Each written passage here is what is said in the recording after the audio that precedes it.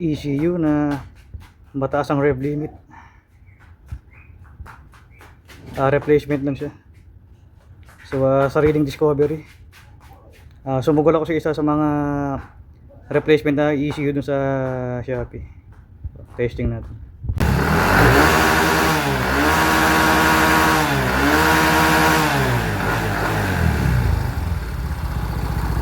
Ito yung inaabot ng stock ECU.